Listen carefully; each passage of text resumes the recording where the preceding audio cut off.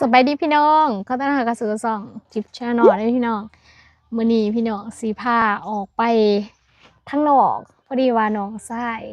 เพิ่นสีไปห้องเพลงอยู่บ้านอื่นออกวงดนตรีพี่น้องก็มีทีมงานครบสุดตอนนี้ทิพย์ก็นั่งรถมานำกระเจ้าแต่ว่ายังบ่ทันได้ออกหอดไส้ดอกพี่น้องมาแวะรับน้องอีกคนหนึ่งก็คือน้องไอ้นั่นเองเนาะตอนนี้กำลังทาน้องไอพี่น้องเดี๋ยวสิพาไปเบิ่งทีมงานทางด้านนอกมีหลายคนได้ทิพย์ไปนำกันงานบุญที่เราจะไปมื้อนี้ก็คือบ้านดงน้องแคนซึ่งก็อยู่ใกล้พอสมควรทางนี้ทิพย์ก็บ่แน่ใจว่าสิแม่นทางเดียวที่ทิพย์เคยไปบ่อันนี้ก็คือทีมงานของเฮาพี่น้องนักห้อง2คนก็อยู่ข้างบนพุ่นน่ะอยู่ทางเทิงพุ่นแล้วก็มีคอนวอยจักยางไปซั่นแหละคอนวอยนำหน้าอยากเป็นบ้าฮักเขาเองนักห้องก็ไปห้องเพลงอยู่วงหมอลำเหลืองเมื่อคืนนี่พี่น้องงานบุญแซงเจริญบ่ทันได้ฟื้น กำลังรอหลับอยู่ที่พาฮักก็เอาแต่ส่วนมาพี่น้องยังบ่ทันได้กินข้าวสิไปสอกซื้อแนวกินนั่นนี่ขึ้นไปบ่ายในรถน้ำซื้อน้ำเงินทอนจ้าต้องย่างกับมาใส่ให้เอื่อยเนาะซื้อแนวกินขึ้นรถพี่น้อง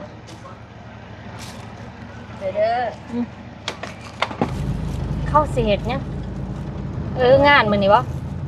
เต็มหยาดเลยเป็นนี่พี่น้องพี่ทางนอกทางในคิดเถาก่อนมานี่ตอนนี้12 โมงพี่น้องเดินทางมาหอดทีไม้แล้วบ้านดงนองแขนเมืองสนบุรีแพงซ้อนเขตซึ่งเป็นบุญกองเขาผู้ทีมงานเฮานักห้องยังอยู่กระเทิงอยู่พี่น้องทางนี้กะผู้ที่จะเขาวงมือแรกอ่ะนี่ป้ามาสวยมาเบิ่งหรือมาสวยเอาละมาไล่ป้าพี่วัยรุ่นเยอะแยะไปหมดเลยทางบุญก็จะเป็นบอลคายคลองทางนี้ก็จะเป็นห่อแจกวัดบุญกล้องเขาพี่น้องก็คือจะมีเขากล้องอยู่แบบนี้เมื่อวานนี้คือกันที่ว่าไปงานบุญอยู่บ้านแซงเจริญนะคนก็จะมีเขากล้องอยู่ในวัดแบบนี้นี่จะเป็นทางด้านในวัดทางนี้ก็น่าจะเป็นแมวขับเนาะมาหอดแล้วเพิ่นก็ย่อเขาพี่น้องตอนนี้กำลังกินข้าวเที่ยงเนาะทีมงานเฮาสบานเพิ่นแต่งผ้าขาวมาย่อทางพุ่นแข่งบูเรนหน้าลำก็เปิดหน้าหลังจากที่กินข้าวแล้วตอนนี้ทีมงานก็กำลังประกอบเวทีพี่น้องมึงดูนี่วัยรุ่นเพิ่นก็มาเบิ่งนี่บ่แม่นเพิ่นนี่บ่สิเข้าวงมื้อแลงเนาะนี่ทางนี้ก็อยู่กับต้นข้ามพี่ขากอะไรได้พี่น้องต้นข้ามอันนี้ฮะน้อยๆนี่มึงดูนี่น้อยๆต่ำๆบ่ได้ตำแจวมากินเนาะมะขามก็มีได้แต่ว่าอยู่สูงอย่ามาไล่ไก่ด้วยมะขามเน้นสิว่าควันตอนนี้กำลังตั้งเวทีกำลังประกอบทั้งคอนวอยทั้งหัวหน้าวงทั้งนักห้องสวยกันได้พี่น้องขั้นตอนการประกอบวัยรุ่นก็ลายบานนี่เล็กหน่อยลายพี่น้องเดี๋ยวสิพาพี่น้องไปย่างรอเบิ่งบรรยากาศทางหน้าเนาะเพิ่นขายของถูกงานวงเดียวนี้บ่แม่นถูกงานบุญเดียวนี้แล้วแม่นเพิ่นสิมีแบบว่ารถไปขายของเลยพี่น้องแบบว่าเสื้อผ้าของใส่อื่นๆจังซี่นะคือตอนนั้นก็น่าจะเป็นเสื้อผ้าเพิ่นหาก็มาตั้งเต็นท์เนาะเพิ่นได้วางนี่เสื้อผ้าแล้วก็อยู่นี่ก็จะเป็นเครื่องใส่ครัวเรือนสมปีหุบผึกเนาะมีหลายอย่างนี่ก็คือกันมีหอดเครื่องสมางเดี๋ยวนี้แบบว่ามีงานบุญอยู่ไซนี่ปั้นมีตลาดกันทีเลยท่านี้ก็เป็นน้องที่รู้จักกันเรียนโรงเรียนเดียวกันตะกี้รุ่นน้องสาวทิพย์เนาะเพิ่นก็มาซ่อนหนังสืออยู่พี่ก็มาอยู่พี่ทางนี้ก็จะเป็นหาดคายหมักใหม่ทางก็คายหมักใหม่ทางนี้ก็เป็นหาดคายเสื้อผ้าค่ายนี่ก็บ่ได้แพงนะพี่น้องเพิ่นก็สิค่ายแบบราคาย่อมเยา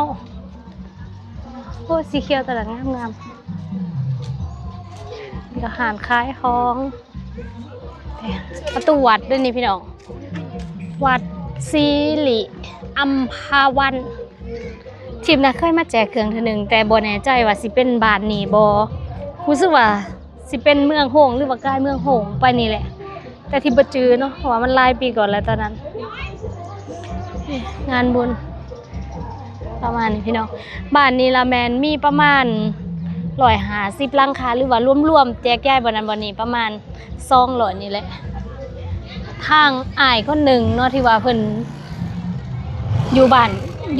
ดอนแดงบ่น้องฟ้าๆพุ่นแหละพี่น้องเพิ่นก็ขึ้นมาเฮ็ดธุรกิจอยู่พี่ผู้ที่ว่าติดต่อให้วงเฮามาลงนี่ดีโดยเพิ่นช่วยพอประกอบเด้พี่น้อง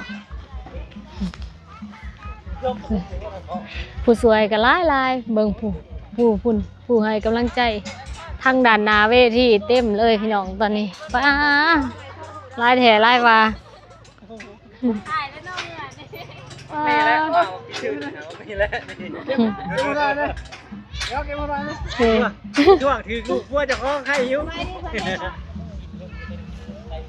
ตู้ขึ้นกำลังวะ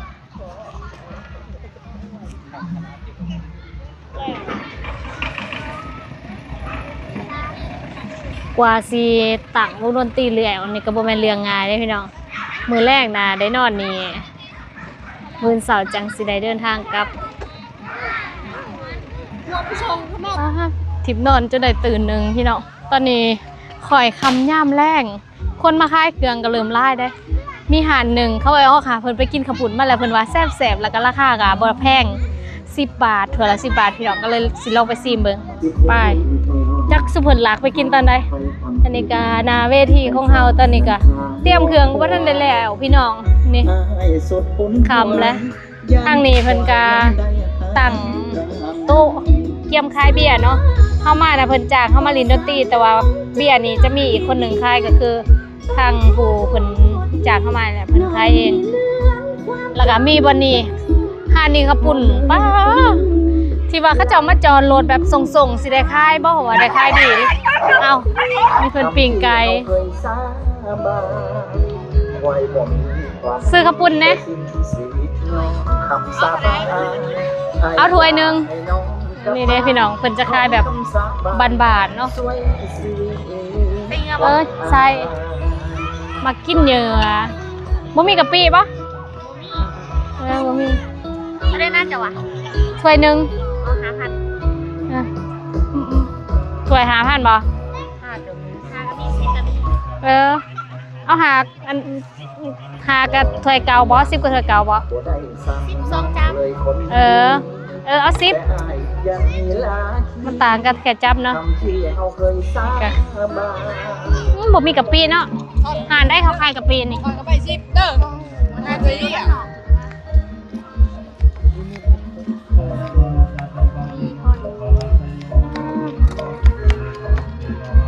จะเขาพูดให้ลาจ้ะแล้วกินแล้วล่ะแล้วกินแล้วล่ะแล้วหาดีมาสิถวยวะมาบังด้วย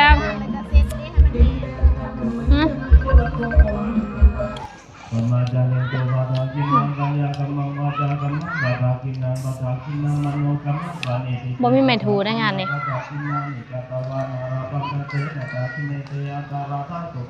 เฮ็ดมาค่ายแต่งานบุญนี่บ่หรือว่าปกติก็เฮ็ดโอ้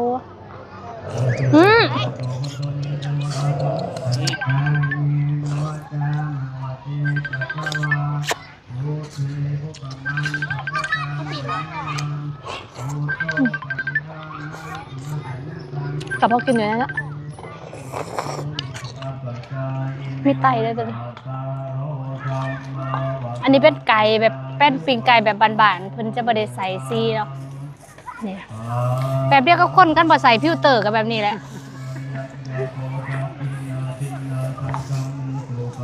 แมนบ่จ้ะวะจะใส่ฟิลเตอร์อันบ่นี่แมนแล้วนี่เราใส่ฟิลเตอร์นี่นะอันนี้บ่ใส่ฟิลเตอร์อันนี้ใส่ฟิลเตอร์ไอ้อ๊อกแมนบ่ใส่ละบ่อนนั่งค่ะตัวนั่งมันตัวนั่ง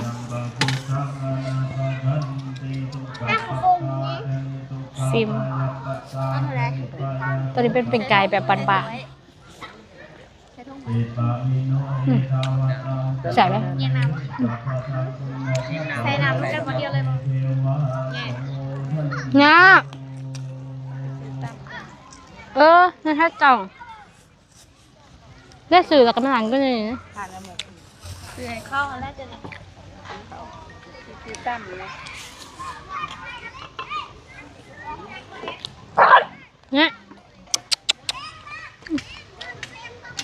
กันแทบ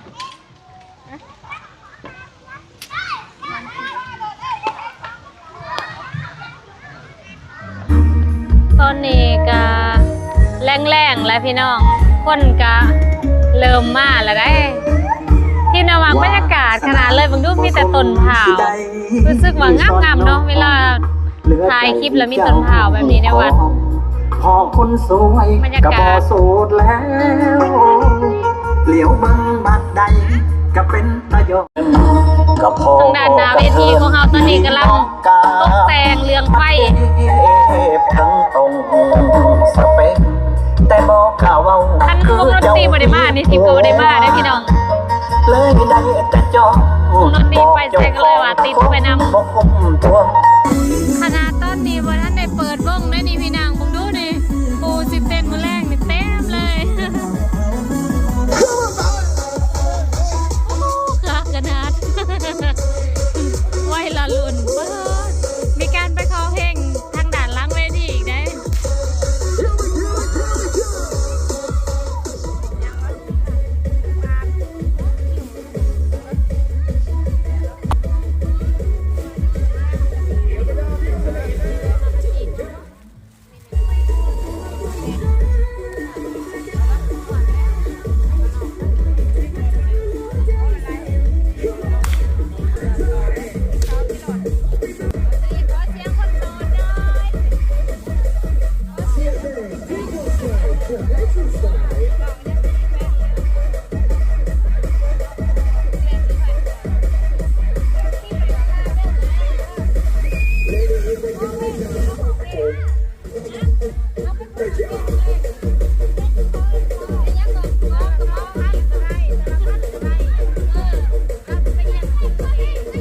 ตอนนี้ก็เป็นเวลาคอยคำย่ำแรกนักห้องนักดนตรีก็เตรียมอาบน้ำแต่งโต้ทิพย์ก็รับภาระหน้าที่ในการแต่งคิวให้น้องไอแล้วก็เฮ็ดทรงผมให้มื้อนี้ก็สิเฮ็ดเป็นทรงผมเปียเอาซะเพราะว่าน้องยังน้อย FC ก็เตรียมมาขอเพลงมาเป็นกำลังใจให้และได้พี่ดอกมาขอเพลงอยู่หลังเวทีไว้ก่อนขนาดบ่ทันได้เคยฟังเสียงแล้วนี่เพิ่นก็คือสิมักม่วนเนาะมานั่งเบิ่งมานั่งให้กำลังใจอยู่กับข้างหลังพี่งานนี้มีทั้ง FC วัยรุ่นมีทั้ง FC รุ่นใหญ่เพิ่นได้พี่น้องมาขอเพลงมาจองเพลงไว้แล้ว ตอนนี้ก็มืดแล้วได้พี่น้องคนมาหลายตอนนี้นะตอนนี้เป็นเวลาประมาณบ่ายไปเห็นบรรยากาศมันมีเด้นแล้วได้พี่น้องบางคนรู้ว่านี่ทิพย์ก็ไม่ได้ไปเนาะกลับมาตั้งข่าวมาจะกลับไปใหม่แต่ว่าไม่ได้กลับไปคนร้ายแห้งมืออื่นนี่ก็ได้ค่ะว่าน้องไอ้เหมือนไปนี่ก็ลายอยู่ได้คนนี่ฮะกับ6 โมงไปมีทั้งวัยรุ่นผู้ใหญ่วัยกลางคนมีมืดเลยรู้สึกว่าทั้งนี้ก็จะหมักหมวนดีเลยคนหลายเนี่ยคุณกับบริใหญ่ไม่ได้ดอกพี่น้องแต่ว่าคนมาได้คุณนะข้างนอกก็คือกันซ้ำนี้ก็ถือว่าไล่แล้วนี่แต่ละบุญเพิ่นก็สิมีกองร้อนเนาะถ่ายเห็นที่พื้นก็คือกองร้อนนะพี่น้องหรือว่าผู้รักษาความปลอดภัย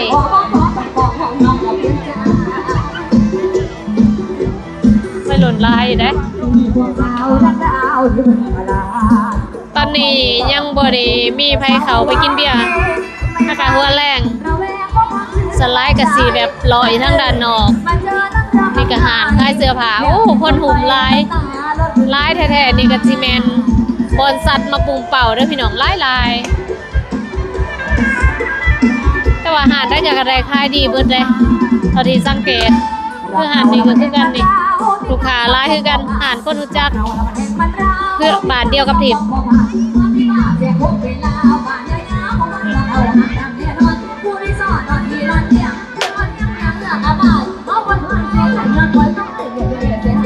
คนลายเพิ่นหัวเนาะเห็น ถ่ายคลิป คนเสียสาว เฮ้ยเขากินเบียร์เด้อ จะดีแล้วบรรยากาศตอนกลางคืนตอนนี้นางหองยังบ่ทันได้คืนพี่น้องยังกินข้าวทางนี้ก็จะเป็นบอลจำหน่ายเบียร์ สำหน่อยนะฮะเด้อ วัยรุ่นเพิ่นก็ ใจร้าย ม่วนแห้ง คุณแม่คนสวยนะคะ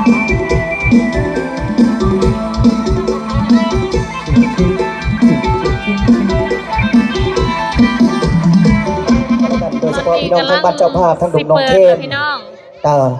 สำหรับกับคืนนี้แต่ว่าทีมงานวงดนตรีหนุ่มไซยลินเราได้มาเสพฮับไส้ ภูมิใจกับซื้อวงดนตรีคณะพี่น้อง เราเป็นปีแรกแหกมันกับเป็นพิเศษเราทั้งบ้านเจ้าภาพหรือว่าบ้านไก่เฮือนเคียงหรือว่าหลังจากท่าอาบน้ำท่าแป้งแต่งตัวกินข้าวกินน้ำกินข้าวแรงแล้วเนาะแม่นขออนุญาตอินเสิร์ตกันแล้วกันลงมาหัวมามวลมาเสิร์ตนำปักส่วนทีมงานเขาคำคืนนี้เราปักส่วนทีมงานเขาอดใจรออีกจักหน่อย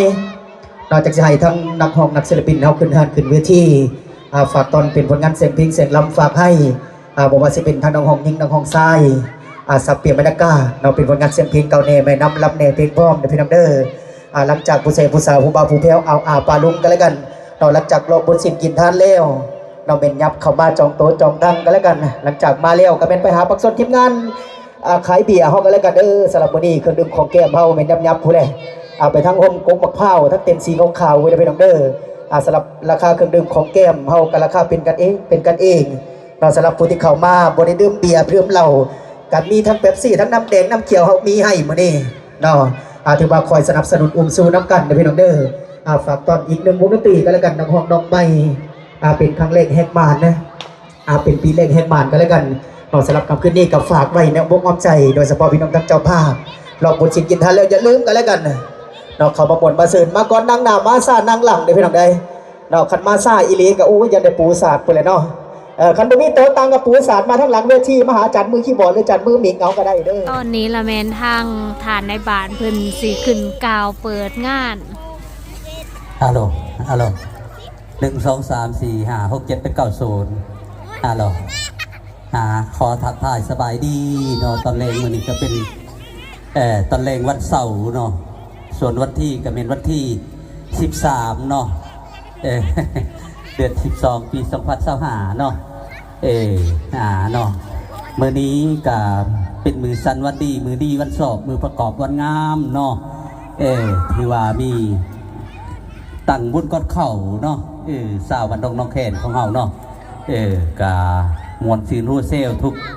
สิ่งทุกประการเนาะฐานในบ้านเพิ่นก็ได้ขึ้นมากาวเปิดงานแล้วก็กฎระเบียบสมมุติว่าวัยรุ่นตีกันก็สิได้ใส่ระเบียบกักขังจนฮอดมื้อเช้าเนาะเพิ่นจังสิปล่อยตัวหรือว่าไกลเกลี่ยหั้นนะพี่น้องนี่ก็คือเป็นการแจ้งระเบียบเพื่อว่าวัยรุ่นก่อเหตุอีหยังหรือว่าเพื่อเป็นการป้องกันความสงบโดยที่ว่ามีกองร้อนหรือว่าเจ้าหน้าที่ของบ้านนะเป็นผู้ป้องกันหรือว่ารักษาความปลอดภัยอยู่นี่ก็คือเป็นกฎระเบียบแล้วก็ข้อมูลคร่าวๆที่ว่าเพิ่นขึ้นไปเปิดงาน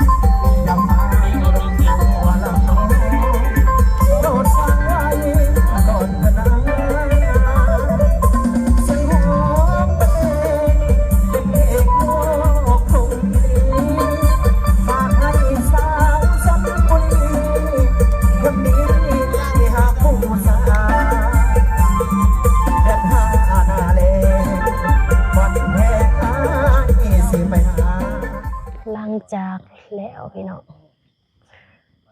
ทีมงานก็นอนนี่อ่ะมีเต็น2เต็นเลยเต็นนี้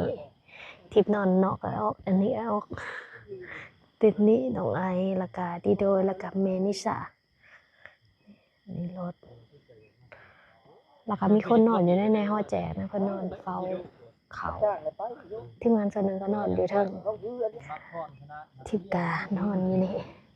มื้อเช้าพละจังสิมาพี่น้องมีคนบ้านเฮามาขายเครื่องฮะก็เจ้าสวนมาอยู่แต่ว่าบ่ได้มีบ่เจ็บนอนแต่ว่าบ่นอนตอนนี้ก็สิหลับก่อนพี่น้องเมื่อคืนนี้เขาเจ้าขายเบียร์ได้23ล้าน23ล้านได้เมื่อคืนนี้เขาเจ้ากิน